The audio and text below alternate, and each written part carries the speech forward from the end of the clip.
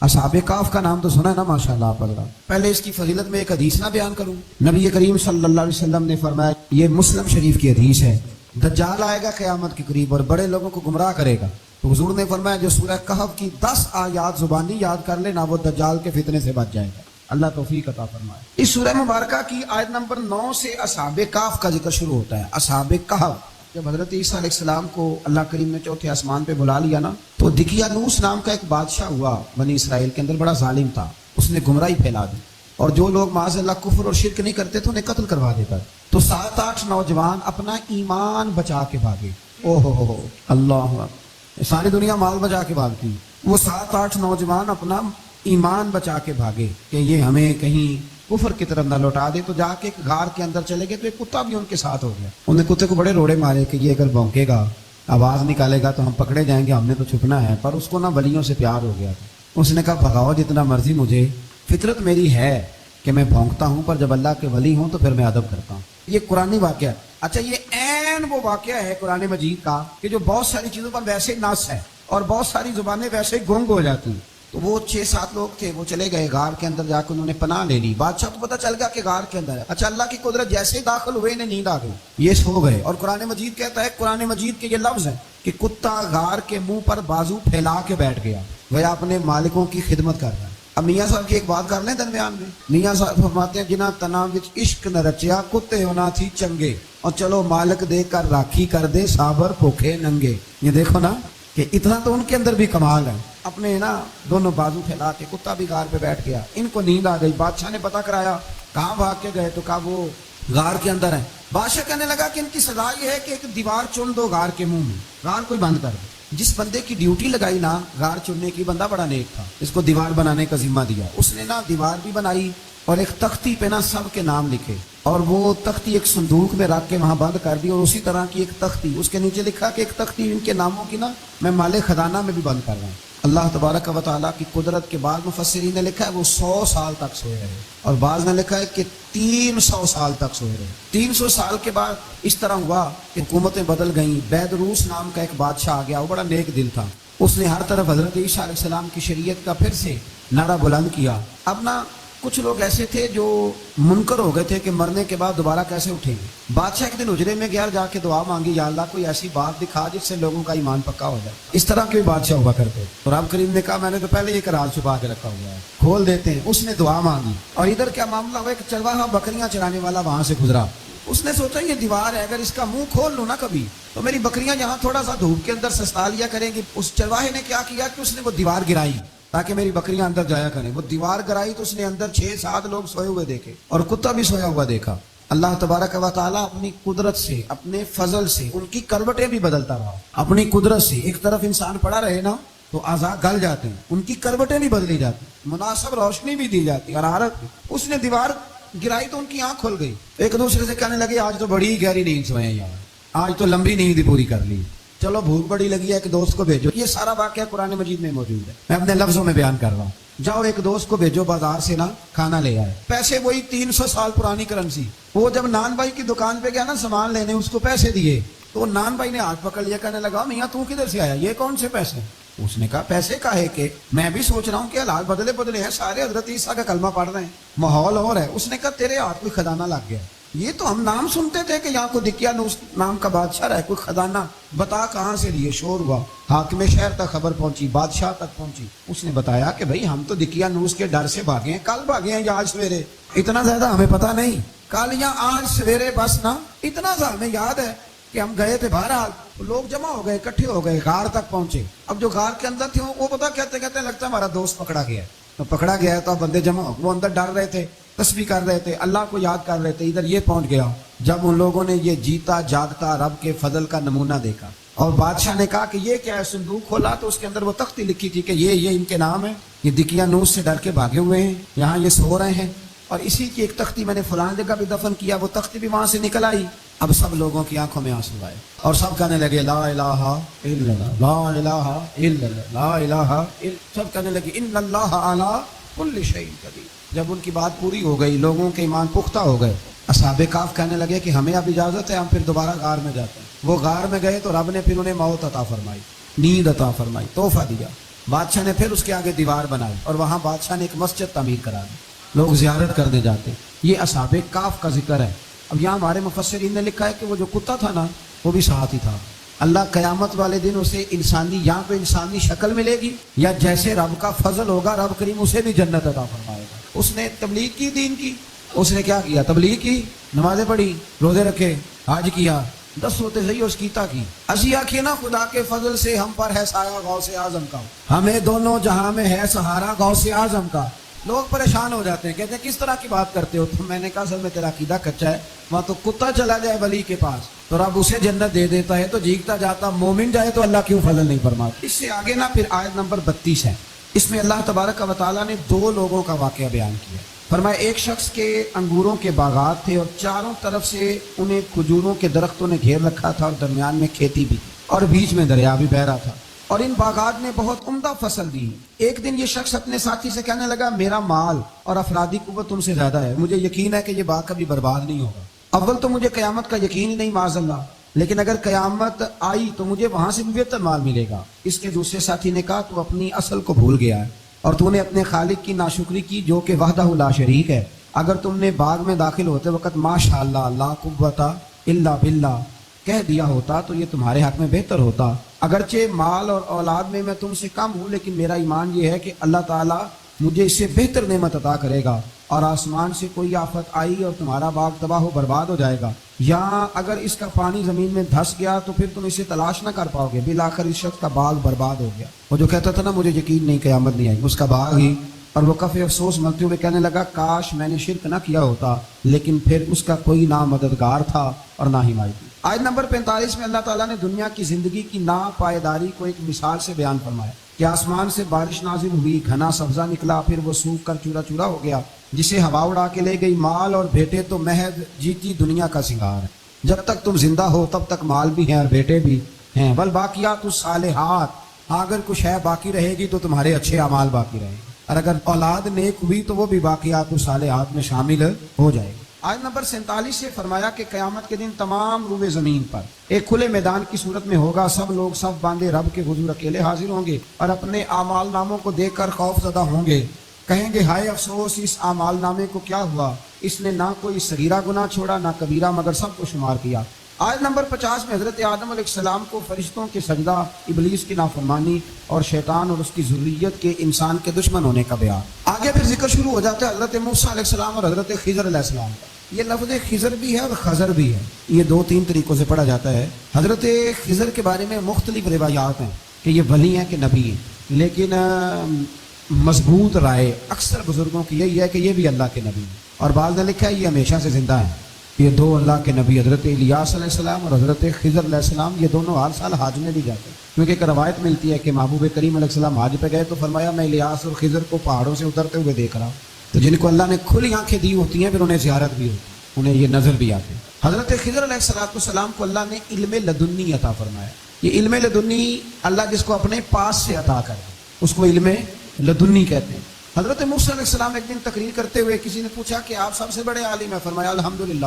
اللہ کریم نے فرمایا نہیں ہے موسیٰ کلیم آپ سے بڑے بڑے بھی ہیں، ہمارے یہاں مسئلہ ہے پا نہ پڑی، اور لوگ مناظرہ کرنے آتے ہیں۔ کئی دفعہ لوگ نا مسئلہ بتاتے ہیں تو میں کہتا ہوں جناب آپ نے بتا دیا کہ اب آپ نے حکم کرنا ہے۔ کبھی کبھی کچھ لوگ ایسی باتیں کرتے ہیں وہ جی آپ ایک بندے کا نام لیتے ہیں ذکر کرتے ہیں، تو میں نے کہا چلو ہم نے بھی کہیں کچھ پڑھا ہی ہوگا نا تبھی تو ذکر کرتے ہیں، لیکن جو آتے ہیں نا لوگ وہ مشورہ تو ہمارے دور میں ہے ہی نہیں، جس نے جو لائن پڑھ لیا وہ اس میں پکا ہو گیا، سارا نہیں نہ پڑھا، سارا پڑھے پھر بات سمجھ میں آتی ہے۔ حضرت موسیٰ کلیم اللہ کے نبی ہیں اور کیا بات ہے ان کی، اور یہ بھی اللہ کا فضل ہوا حضرت موسیٰ نے یہ بات کی تبھی تو ہمیں اتنی شاندار حکمتوں کے پھول ملے، یہ بھی حضرت موسیٰ کا ہی کمال ہے۔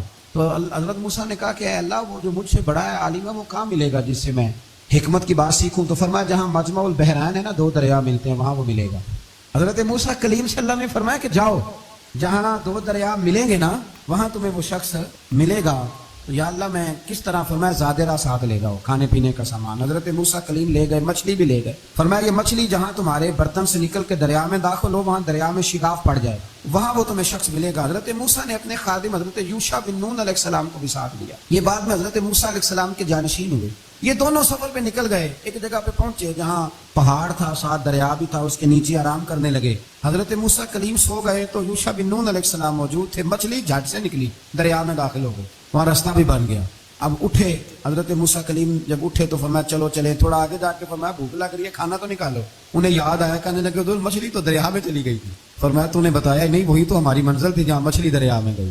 پھر وہاں سے واپس آئے قدموں کے نشانوں پہ, وہاں پہنچے جہاں مچھلی گئی تھی, تو وہاں ایک شخص لیٹا ہوا تھا چادر لے کے. آپ نے سلام لی تو انہوں نے کہا وعلیکم السلام یا موسیٰ کلیم اللہ. آپ نے فرمایا آپ کون ہیں؟ فرمایا میں وہی ہوں جس کو آپ تلاش کر رہے ہیں. تو فرمایا آپ نے مجھے کیسے پہچانا؟ فرمایا جس رب نے تمہیں بھیجا ہے نا اس نے ہی مجھے بتایا ہے کہ موسیٰ آ رہے ہیں. اب حضرت خضر نے جو کچھ فرمایا وہ بڑا شاندار ہے. فرمایا موسیٰ کچھ باتیں ایسی ہیں جن کا آپ کو علم ہے اور مجھے نہیں, اور کچھ ایسی ہیں جن کا مجھے علم ہے اور آپ. اللہ اکبر, یہ کبھی ہماری سمجھ میں بات آ جائے, یہ کبھی سمجھ میں آ جائے. کچھ باتیں ایسی ہیں جس کا مجھے علم ہے اور یہ بڑے بڑے سیانے بندے نہیں مانتے.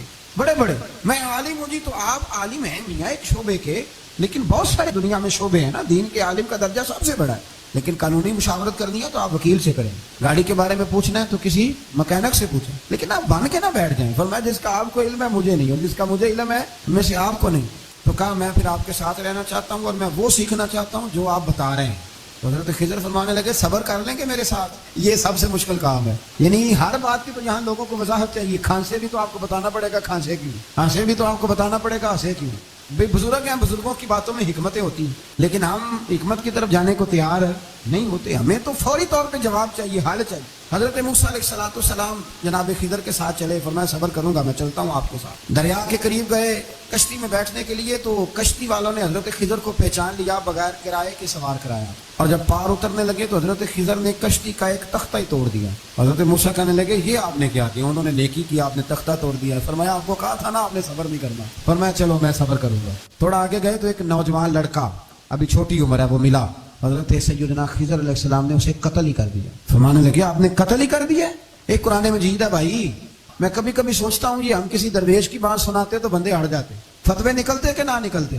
میرا خیال ہے ہر مسجد سے نکلتے, اور فتوے ایک ایک جتنے مسجد میں نمازی ہوتے سب کے ہاتھوں میں فتوے ہوتے. قتل کر دیا, قتل ہی ہو گیا بندہ. تو حضرت سیدنا موسیٰ علیہ السلام فرمانے لگے آپ نے قتل ہی کر دیا. فرمایا میں نے کہا تھا نا آپ نے صبر نہیں کرنا.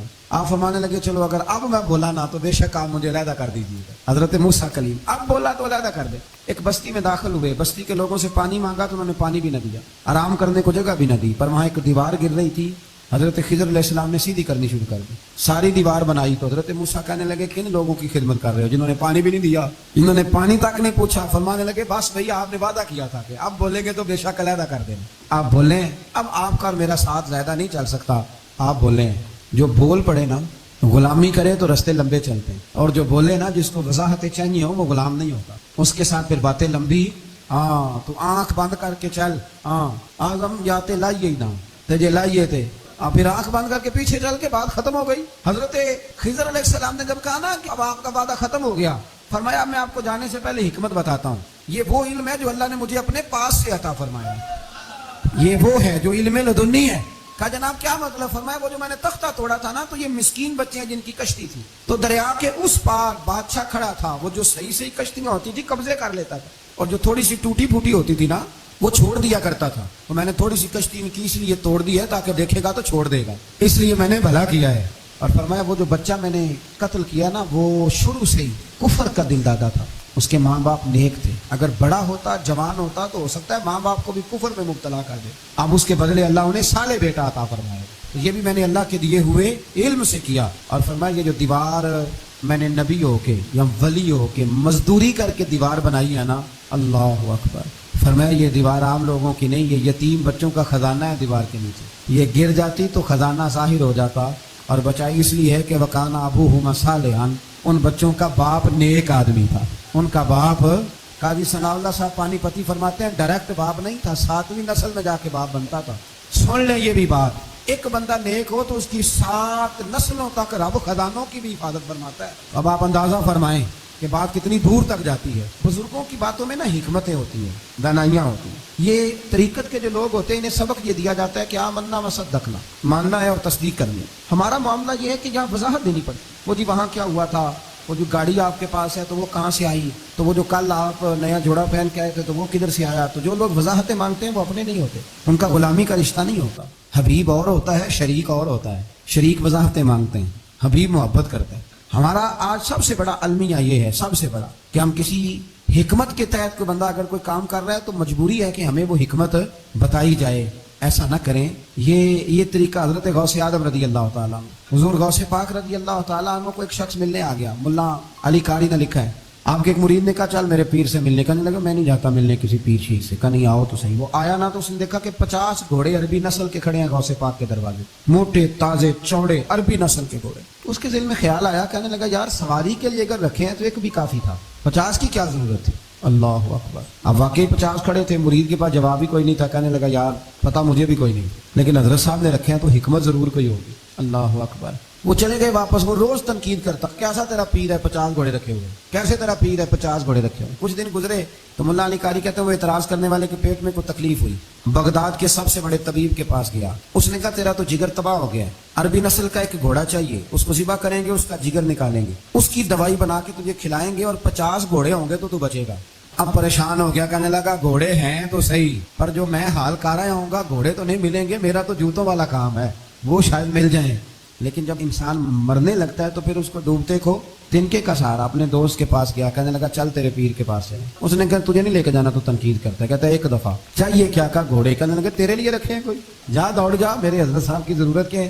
لیکن جب غوث اعظم کی خانقاہ میں داخل ہوئے نا تو حضور غوث اعظم اٹھ کے ملے، اللہ والے دلوں میں باتیں نہیں رکھتے، ماتھا چوما اور فرمانے لگے میاں تو ایک دن نا میری گلی سے گزر رہا تھا تو میری تیرے اوپر نظر پڑی، تو مجھے نظر آیا تو بیمار ہوگا اور تیرا علاج عربی نسل کے 50 گھوڑوں کی وجہ سے ہوگا، تو میں نے تیرے لیے لا کے کھڑے کیے ہوئے ہیں، تیرے لیے ہی کھڑے کیے ہیں، تو نا گھر بھی لے جانے کی ضرورت نہیں، چارہ بھی میرے مرید ہی ڈال دیا کریں گے۔ تو اس طرح کرنا، روز آنا ایک گھوڑا لے جانا، پھر اگلے دن آنا تو دوسرا۔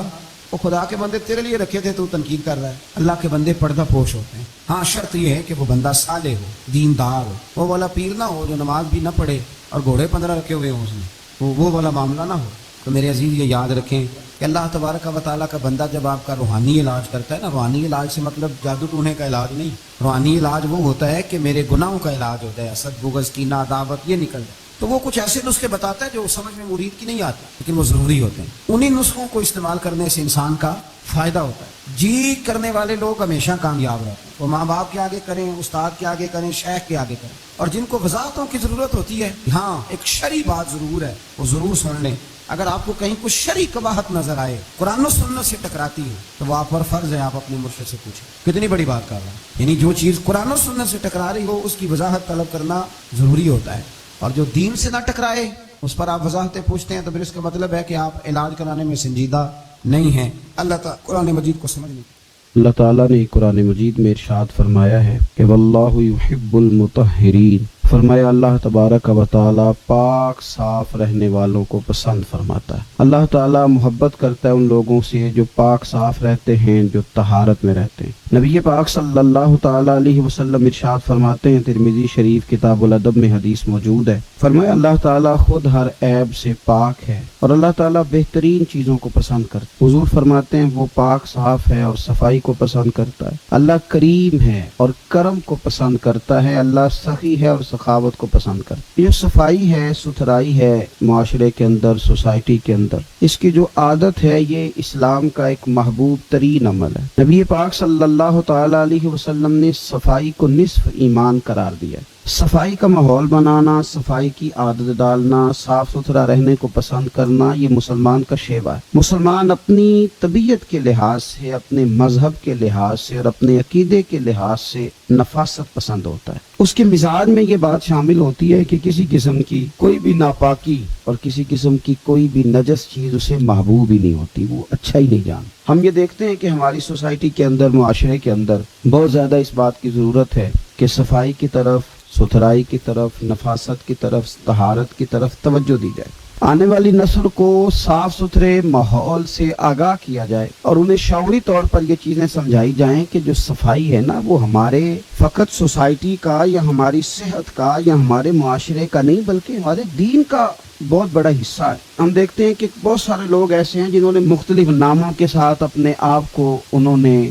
ملا کر کے صفائی سے اپنے آپ کو دور کر لیا ہے۔ کچھ لوگ کہتے ہیں فلاں بندہ بڑا سادہ ہے جی، بڑا سادہ آدمی ہے جی، اس کی سادگی کی کیا صورت ہے جی، وہ کپڑے نہیں بدلتا۔ تو یاد رکھیں سادگی اور ناپاکی میں، سادگی اور گندگی میں فرق ہوتا ہے۔ وہ آدمی فلاں آدمی جی ملنگ آدمی ہے، کیا مطلب کئی کے دن منہ نہیں دھوتا، تو بھئی یہ اس کا ملنگ ہونا نہیں ہے، یہ اس کا ناپاک ہونا ہے، یہ اس کا ان چیزوں کو پسند کرنا ہے جن چیزوں کو شریعت پسند نہیں کرتے۔ دیکھیں رسول پاک صلی اللہ تعالی علیہ وسلم کی زندگی میں جو چیزیں ہمیں بڑی زیادہ ملتی ہیں وہ یہ ہیں کہ حضور کا لباس سب سے زیادہ سادہ لیکن سب سے زیادہ پاک صاف، سب سے زیادہ نفاست والا، سب سے زیادہ حسین۔ آپ سادے کپڑے پہنے لیکن صاف ستھرے پہنے۔ آپ اپنی زندگی میں اٹھنے بیٹھنے میں سادگی کو اختیار کریں گے، لیکن پاکیزگی تو جزو ایمان ہے، پاکیزگی تو حسن ہے۔ ہم اپنی آنے والی نسل کو، آنے والے لوگوں کو یہ بات سمجھانا چاہتے ہیں کہ ایک تو پاکیزگی کے ساتھ زندگی مینج ہو جاتی ہے، مرتب ہو جاتی ہے، آپ ایک ترتیب کے ساتھ وقت گزارنے لگتے ہیں۔ آپ دفتر سے واپس آتے ہیں تو اگر آپ نے کپڑے اتار کر کے پھینک دیے، جوتے اتار کر کے پھینک دیے، تو وہ عادت بچوں کے اندر تبدیل ہو جاتی ہے۔ وہ بھی اسکول سے لوٹ کر کے آتے ہیں تو بیگ کو سمیٹ کر نہیں رکھتے، اسکول کے یونیفارم کو کسی مناسب جگہ پہ نہیں رکھتے، وہ پھر کیا کرتے ہیں کہ وہ بھی ہر چیز کو اسی طرح پھینکنے کے عادی ہو جاتے، نفاست پسند نہیں رہے۔ صفائی ستھرائی، نفاست پسندی یہ دین ہے۔ میرے رسول کریم صلی اللہ تعالی علیہ وآلہ وسلم نے صفائی پر خاص توجہ دی۔ آپ دیکھیے حضور صلی اللہ علیہ وسلم کو اللہ تبارک و تعالی نے جو وجود دیا تھا اس میں سے خوشبو آتی، حضور کے جسم نور پر مکھی نہیں بیٹھتی۔ نبی پاک علیہ السلام تو جب دنیا میں تشریف لائے تو رب کریم نے اس وقت ہی محبوب کو سجا سنوار کے بھیجا تھا۔ سارا حسن، ساری تمانیت، سارا کچھ اللہ تعالیٰ نے اپنے محبوب علیہ السلام کو عطا کیا، لیکن دنیا میں ہماری تربیت کے لیے اللہ کے محبوب صلی اللہ تعالی علیہ وسلم ہمیشہ پاک صاف رہنے کو پسند کرتے، تلقین کرتے حضور صفائی کی۔ کھانے سے پہلے ہاتھ دھوتے حضور، کھانے کے بعد ہاتھوں کو دھوتے نبی پاک صلی اللہ علیہ وسلم۔ ہر نماز کے لیے تازہ وضو کرتے، ہر وضو میں حضور مسواک کو استعمال کرتے۔ حضور صلی اللہ تعالی علیہ وسلم کے جسم سے مستقل خوشبو آتی تھی، پھر بھی حضور خوشبو کو پسند کرتے۔ نبی پاک علیہ الصلوۃ والسلام کنگھا کرتے، رسول پاک صلی اللہ علیہ وسلم سر پر تیل لگاتے۔ نبی پاک صلی اللہ تعالی علیہ وآلہ وسلم نے تو اس وقت بھی، اس وقت حضور کے وصال ظاہری کا وقت تھا، اس وقت بھی حضور نے مسواک کو پسند فرمایا۔ نبی پاک صلی اللہ تعالی علیہ وآلہ وسلم کی طبیعت پر محسوس ہوتا تھا کہ کسی شخص کی جو کپڑوں پر تھوڑا میل کچیل ہے یا اس کی طبیعت پر کوئی ایسی چیز ہے تو حضور اس کو ناپسند کرتے۔ اگر کسی کا لباس حضور میلا دیکھتے نا، کبھی لباس میلا دیکھتے تو مسند امام احمد بن حنبل میں موجود ہے، حضور فرماتے کیا اس کے پاس کوئی ایسی چیز نہیں تھی جس سے یہ اپنے کپڑوں کو دھو لیتا؟ کیا ایسا نہیں تھا یہ اپنے آپ کو صاف کر لیتا؟ تو نفاست پسند ہونا، طہارت کو پسند کرنا، صاف ستھرا لباس زیب تن کرنا، اچھے طریقوں کے ساتھ اپنے وقت کو گزارنا اور صفائی کو محبوب رکھنا، یعنی شوق پیدا کرنا۔ ہمارے بہت سارے لوگ ایسے ہیں کہ وہ صفائی قانون سمجھ کے تو کسی وقت کر لیتے ہیں لیکن اپنی طبیعت کا حصہ نہیں بناتے۔ حضرت مولا علی شیر خدا کرم اللہ تعالی وجہ الکریم فرماتے ہیں کہ میں نے حضور کو وصال ظاہری پر غسل دیا،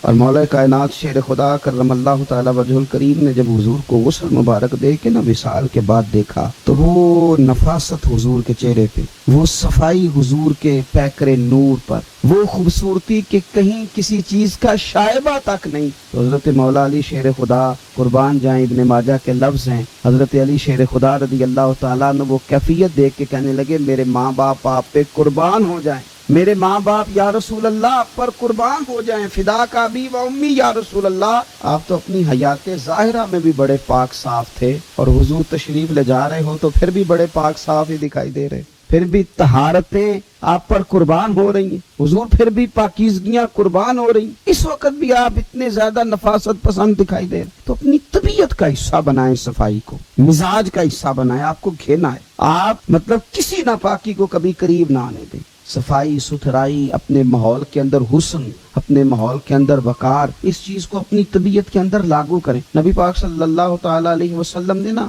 ہماری جو ضرورت کی چیزیں ہیں ان پر خاص ہماری توجہ حضور صلی اللہ تعالی علیہ وسلم نے ہمیں دی، جس طرح کہ حضور نے دانتوں کی صفائی پر ہمیں خاص طور پر توجہ دلائی۔ حضور صلی اللہ تعالی علیہ وسلم نے ارشاد فرمایا یہ جو مسواک ہے نا یہ منہ کو صاف اور پاک کرتا ہے، تم جب مسواک کرتے ہو تو مسواک تمہارے منہ کو پاک اور صاف کر دیتی ہے، اور حضور فرماتے ہیں کہ مسواک منہ پاک اور صاف کرے گی اور اس سے تمہارا رب بھی راضی ہو جائے گا۔ یعنی مسواک کرنے سے اللہ راضی ہو جائے گا. آپ کے منہ کی وہ جو طہارت ہے جس سے آپ نے قرآن مجید پڑھنا ہے, جس سے آپ نے رب کا ذکر کرنا ہے, جس سے آپ نے حضور کی بارگاہ میں درود و سلام عرض کرنا, جب وہ منہ پاک ہو, آپ نے مسواک کی ہو, تو اس مسواک کرنے پہ اللہ راضی ہو جاتا ہے. آپ اپنے منہ کی صفائی کا خیال کریں. دیکھیں نبی پاک صلی اللہ تعالی علیہ وآلہ وسلم نے نا ایک موقع پہ ارشاد فرمایا کہ جو آدمی بال رکھے نا, زلفیں رکھے, وہ اپنے بالوں کی تعظیم بھی کرے. جو بندہ زلفیں رکھے, آپ کو پتہ ہے سنت ہے نا زلفوں کا رکھ لینا, آدھے کان تک یا پورے کان تک یا کندھوں تک, اور زلفیں سمجھ کے, کسی جدید دور کا فیشن سمجھ کے نہیں. حضور نے فرمایا جو آدمی زلفیں رکھے, بال رکھے, تو اپنے بالوں کی تعظیم بھی کرے. یا رسول اللہ, بالوں کی تعظیم کرے, بالوں کی عزت کرے, بالوں کی تعظیم کرے, وہ کیا ہے؟ حضور صلی اللہ تعالی علیہ وسلم فرمانے لگے پھر اس طرح کرے کہ ہر روز ان میں تیل بھی لگائے اور ہر روز انہیں کنگھی بھی کرے, پھر ان کی تعظیم کرے, پھر ان کی عزت کرے, پھر ان کو سجا کے رکھے, پھر ان کو سنوار کے رکھے. میں نے اپنے بزرگوں سے ایک بات سنی, ایک شخص نے بس الجھے ہوئے اس کے بال تھے, الجھا ہوا اس کا امامہ تھا, اور کپڑے مطلب اس نے پہنے تو ہوئے تھے لیکن انداز نفاست پسند نہیں تھا. انہوں نے ایک جملہ بڑا خوبصورت کہا, کہنے لگے یہ امامہ, یہ زلفیں, یہ حضور کی سنت ہے, اس طرح ادا کرو کہ یہ اچھی لگے, ان میں نفاست لاؤ. جو حضور صلی اللہ تعالی علیہ وآلہ وسلم نے ہمیں طریقے بتائے ہیں اس کی طرف توجہ کرو, یعنی ان کو سجاؤ, ان کو سنوارو. نبی پاک صلی اللہ تعالی علیہ وآلہ وسلم اگر کسی کے بکھرے ہوئے بال دیکھتے نا یا بڑے ہوئے ناخن دیکھتے تو حضور ناراض ہوتے اور ارشاد فرماتے کہ اس کے پاس کوئی چیز نہیں تھی جس سے اپنے بالوں کو سنوار لیتا, اسے کنگھی تک میسر نہیں تھی. اپنے منہ کی صفائی رکھنا, کپڑوں کو صاف رکھنا, اپنے بالوں کو کنگھی کر کے رکھنا, تیل کے ساتھ رکھنا, اور پھر ماحول کی صفائی رکھنا, اپنے ارد گرد کے ماحول کی صفائی رکھنا. جہاں آپ سوئے تھے اس بستر کو اگر صبح سمیٹ دیا جائے, آپ جس صحن میں آرام کرتے ہیں اس کی اگر صفائی کا اہتمام کیا جائے, باورچی خانے کا اہتمام کیا جائے, اگر روزمرہ کی جگہ جہاں آپ کا قیام ہے اس کے صفائی کا اہتمام کیا جائے, تو نبی پاک صلی اللہ علیہ وسلم نے حکم دیا تھا, فرمایا اپنے گھر کو, اپنے صحن کو, اپنی گلیوں کو صاف رکھا کرو. اس ماحول کو آپ صاف رکھیں گے. دیکھیں حضور فرماتے ہیں اللہ نے میرے قدم کی برکت سے ساری زمین کو مسجد بنا دیا. یعنی جو فی نفس ہی پاکیزگی ہے نا, وہ تو زمین کو حاصل ہے, آپ جہاں بھی نماز پڑھیں گے نماز ادا ہو جائے گی. لیکن اب اس کے اوپر جو ریپر پھینکیں وہ ہم نے پھینکے. اس زمین جس کو اللہ نے پاک کیا تھا اس کے اوپر جو غلاظت پھینکی ہے, جو کچرا پھینکا ہے, وہ لوگوں نے پھینکا. اور میں دیکھتا ہوں لوگوں کو گھن نہیں آتی, گاڑی کے باہر ریپر پھینک